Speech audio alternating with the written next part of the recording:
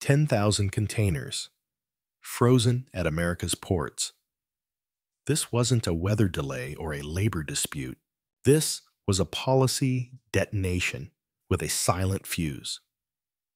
Truckers quitting, retailers filing bankruptcies, essential supplies now being looted from stalled freight yards. And just when the system broke, Washington triggered a tariff surge no one's ready for. So what happens when the world's biggest cargo wave slams into ports already collapsing? You're about to find out. On May 15, 2025, 10,000 containers sat idle at U.S. ports, not because of worker strikes or infrastructure failure, but due to tariff policy whiplash. According to Bloomberg, container bookings from China to the U.S.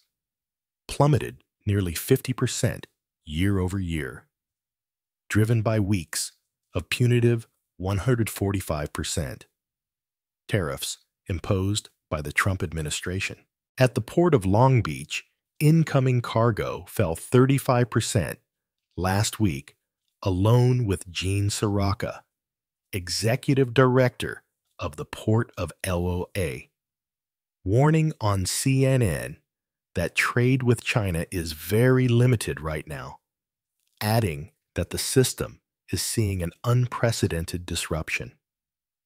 At one point, on May 10th, not a single vessel left China bound for Southern California, a scenario unseen since the COVID-19 lockdowns. Yet even amid this paralysis, a new destabilizing surge is already building behind the curtain. The sudden shift from 145% to 30% tariffs, part of a 90-day U.S. China de-escalation deal, announced May 13th, sparked an aggressive cargo rush, not a recovery. Peter Bukvar, economist at the Book Report, stated that we're about to see a spike in container bookings, the likes of which we've never seen before, as retailers move urgently to front-load inventory before tariffs snap back. According to Flexport's early projections, bookings surged nearly 22% within 48 hours of the announcement, while Charles Vanderstein, North American president of Maersk, told CNN that many businesses had frozen their supply chains entirely and are now scrambling to reactivate them. But with U.S.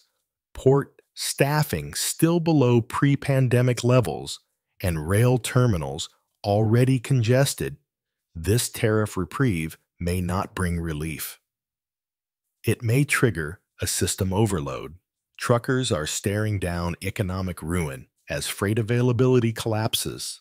According to the North American Punjabi Trucking Association, thousands of independent operators are reporting volume declines of 60% or more, and rates on key West Coast dredge lanes have fallen below break-even thresholds.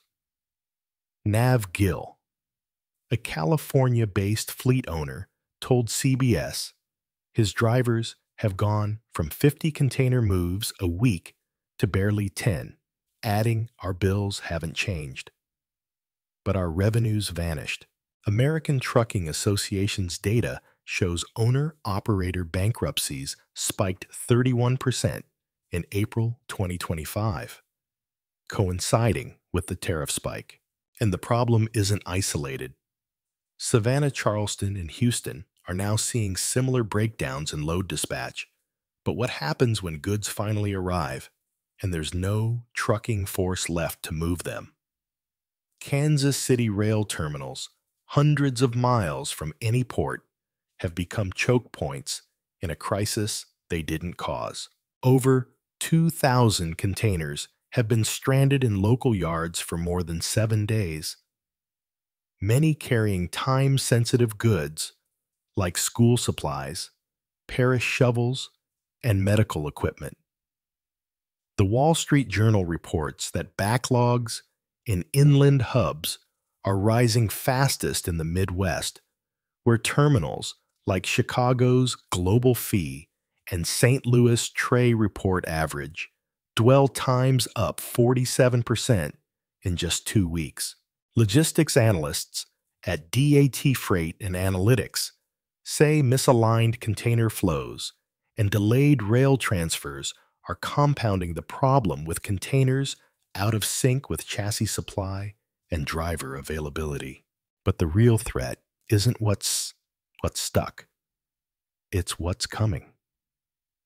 And whether inland hubs will break under the next wave of cargo pressure.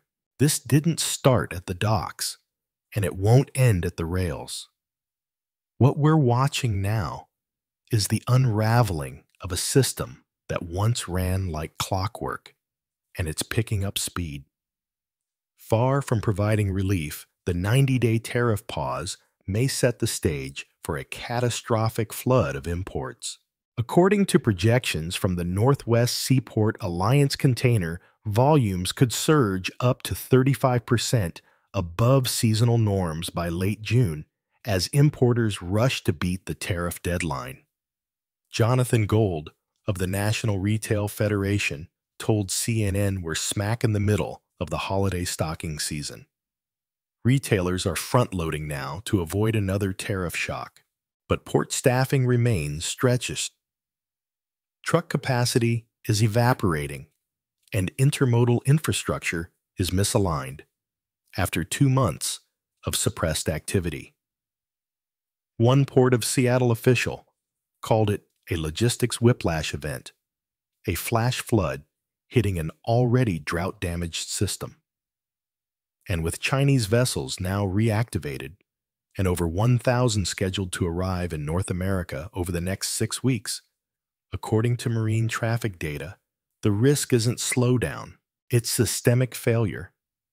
In theory, tariffs were meant to shield American industries. In practice, they've destabilized the very systems they were supposed to reinforce.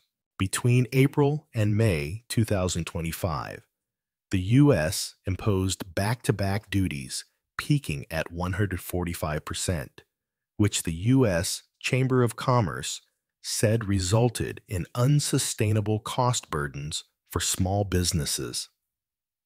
According to data from Bloomberg, the average import cost of a 40-foot container from China surged from $250 to over $4,800, doubling logistics expenses in 6 weeks. For smaller importers, these tariffs weren't barriers. They were kill switches. A family-run furniture wholesaler in Savannah canceled all second-quarter orders, citing a 93% increase in landed costs. And even the NRF warned that the disruptions caused by rapid tariff changes are undermining long-term planning for retailers. But while policymakers called this leverage, the logistics sector called it sabotage. And the next breakdown, it's no longer just about policy. It's about affordability at the checkout line. Shoppers may not see empty ports, but they'll feel it when essentials vanish or double in price. The National Retail Federation's May 2025 forecast projects a 20.6% drop in import volumes through July, with clothing and toy inventories expected to shrink by over 30%. Meanwhile, the Bureau of Labor Statistics reported that import-driven inflation pushed consumer electronics up 12.3% year over year. What's more alarming? The rising cost isn't due to scarcity alone. It's fueled by holding fees, storage penalties, and diverted shipping charges. According to Reuters, retailers are paying $80 per day in detention fees per stalled container, costs that compound over weeks of inactivity. While giants like Walmart can absorb the hit, thousands of independent retailers across Texas and Florida have already filed for bankruptcy in Q2 2025. One mid-sized importer told the Wall Street Journal our margin disappeared overnight. Tariffs made it unprofitable to sell anything. But sticker shock isn't the only threat creeping in. There's something darker moving through the shadows of abandoned freight yards. With freight stuck in limbo, organized theft has surged. Container crime is up 40% year over year in Los Angeles and 36% in New Jersey, according to data from the National Cargo Security Council. Criminal networks are targeting idle ports, exploiting reduced staffing and delayed security patrols. In a May 2025 briefing, LAPD investigators confirmed that nearly $4 million worth of high-value cargo, primarily consumer electronics, cosmetics, and branded apparel, was stolen from 2 Los Angeles area terminals in under 3 weeks. Some freight companies are now hiring private armed guards to patrol stacked containers overnight. Others, facing rising insurance premiums, are abandoning recovery efforts altogether. The Port of Seattle reported 12 attempted breaches in April alone, triple the 2024 average. These aren't isolated incidents. They're a systemic symptom of breakdown where misaligned logistics are now creating financial targets. But this unraveling isn't confined to theft or traffic. It's about the fragility of the system we've come to depend on. What's unfolding isn't a crisis. It's a countdown.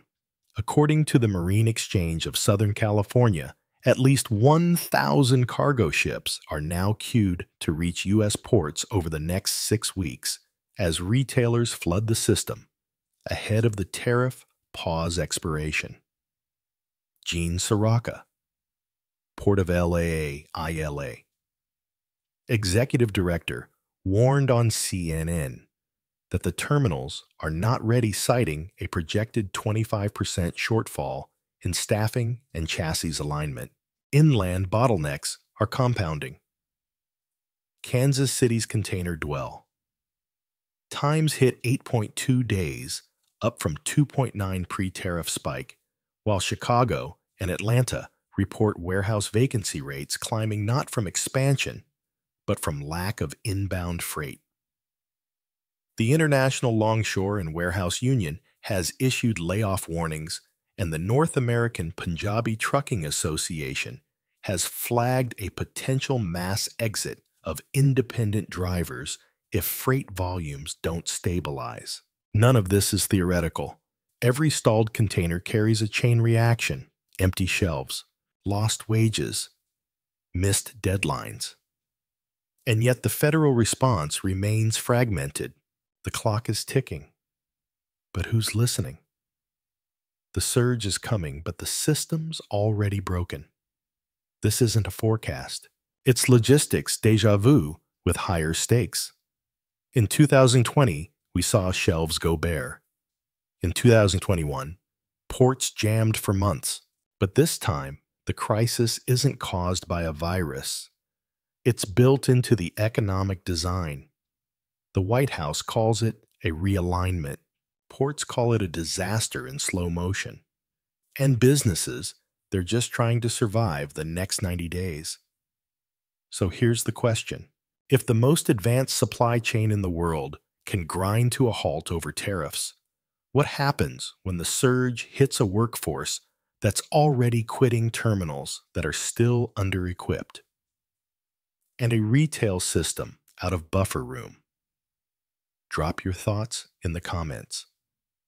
Because if 2025's shipping shock doesn't wake up, Washington, the next collapse won't be delayed. It'll be delivered right to your front door. We're glad you're enjoying this video. Please like and subscribe. Check out another video that is now on your screen.